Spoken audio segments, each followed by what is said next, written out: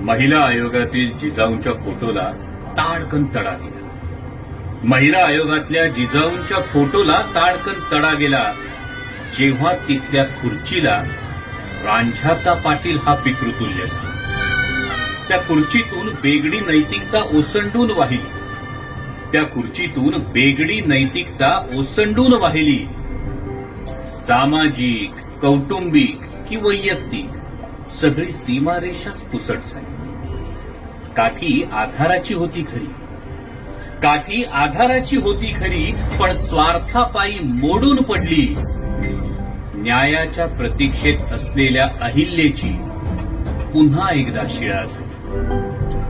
सावित्रीची लेक जेव्हा भोंदू पावलांवर वाकली, सावित्रीची लेक जेव्हा भोंदू पावलांवर वाकली, गुलामगिरी, सार्वजनिक सत्यधर्म, साऱ्या अक्षरधनाची अक्षरशः होळी झाली. अक्षरशः